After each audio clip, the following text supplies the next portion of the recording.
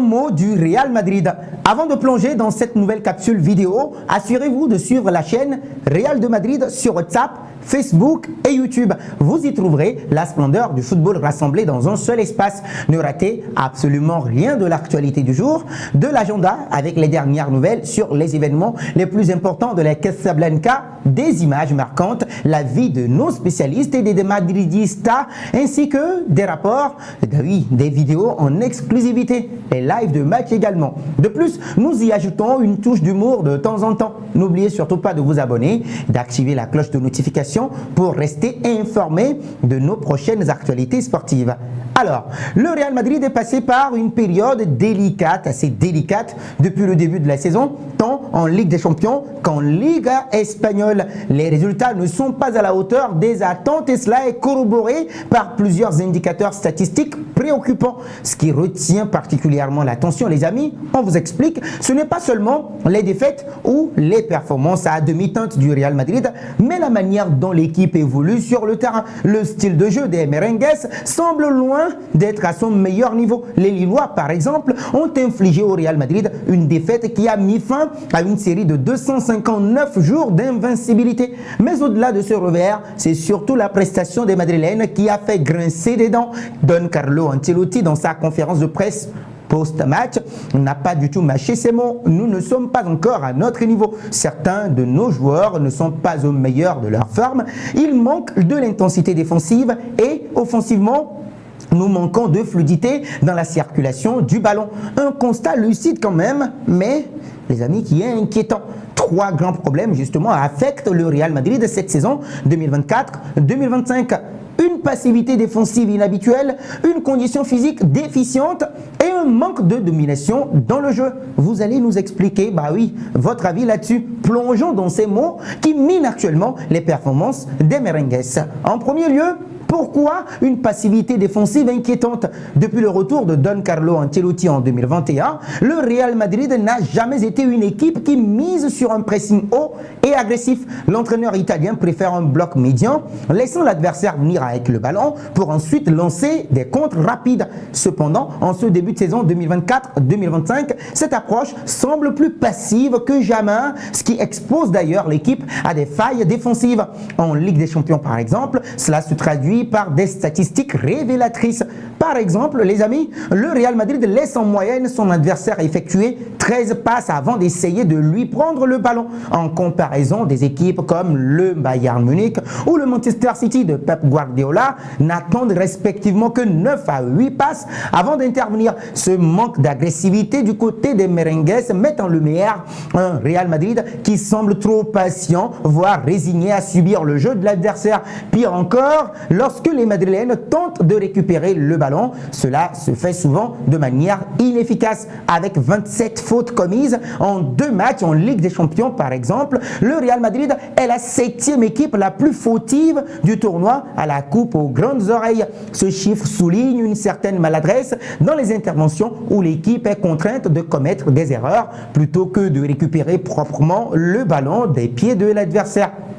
Résultat des comptes, une défense qui vacille sous la pression. En deuxième lieu, une dépense physique insuffisante. L'un des éléments les plus frappants de ce début de saison réside dans le manque de dépenses physiques des joueurs du Real Madrid. Surprenant, n'est-ce pas? Sur les 2 premiers matchs de Ligue des Champions, le Real est l'une des équipes qui court le moins, avec une moyenne de 108,3 km parcourus par match. Ils sont loin des standards fixés par des équipes comme le Bayern Munich, 122 km, ou encore Liverpool et Manchester City, 115 km. Cette différence de rythme est inquiétante, surtout lorsque l'on regarde les meilleures équipes européennes. Par exemple, encore une nouvelle fois, le Borussia Dortmund, prochain adversaire du Real Madrid en Ligue des Champions, a parcouru 224,8 km sur ses 2 premiers matchs. Cette capacité à maintenir une haute intensité physique tout au long des matchs est cruciale dans le football moderne, surtout face à des équipes qui pratiquent un jeu rapide et exigeant. Or, le Real Madrid semble avoir du mal à répondre à ces exigences. De plus, en termes d'accélération, le Real Madrid est également à la traîne. Manchester City détient le record avec 2018 accélérations, tandis que Barcelone mène dans la catégorie des accélérations extrêmes avec 136. En comparaison, le Real Madrid ne figure même pas parmi les équipes les plus performantes dans ces domaines. Ces données montrent un manque de dynamisme et d'explosivité qui affecte directement leur performance sur le terrain. Troisième position, un manque de domination dans le jeu. Nous l'avions souligné dans nos précédentes capsules. Traditionnellement, le Real Madrid a toujours été une équipe qui aime dominer la possession du ballon, contrôler le tempo et imposer son style de jeu à l'adversaire. Cependant, cette saison, ce n'est plus vraiment le cas. En Ligue des Champions, les Merengues affichent une possession moyenne de 51%, ce qui les place à la 15e place parmi les 36 équipes engagées dans la compétition. Ce chiffre est particulièrement alarmant, surtout que leurs deux premiers adversaires, le VfB Stuttgart et le LOSC, ne sont pas réputés pour leur maîtrise de la possession. Ce manque de domination dans le jeu est symptomatique d'une équipe qui peine à prendre le contrôle des matchs. En 2 rencontres, le Real Madrid a réalisé 1038 passes, ce qui le classe 11e en termes de volume de passes. De plus, avec une précision de passe de 87,5%, ils sont à la 14e place dans ce domaine. Ces chiffres sont bien en dessous des standards habituels du club. Certains pourraient même y voir la preuve que le milieu de terrain, autrefois si impérial, manque cruellement de l'influence d'un joueur comme Toni Kroos.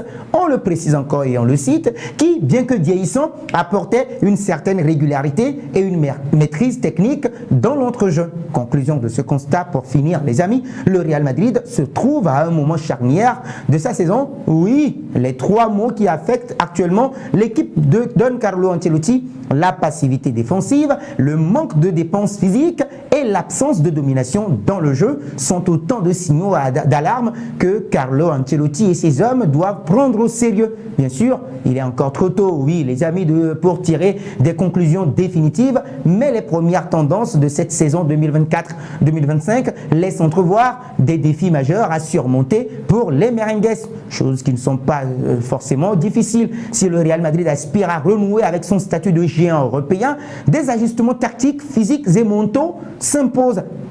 Le football moderne exige intensité, discipline et maîtrise, et donc des qualités que le Real Madrid doit impérativement retrouver pour espérer briller cette saison encore une nouvelle fois, tant en Liga espagnole qu'en Ligue des Champions. Don Carlo Ancelotti l'a bien compris, et c'est maintenant au groupe de réagir pour éviter que ces problèmes ne deviennent insurmontables. Alors les amis, vos réactions dans les commentaires par rapport à ces 3 mots qui minent le Real Madrid.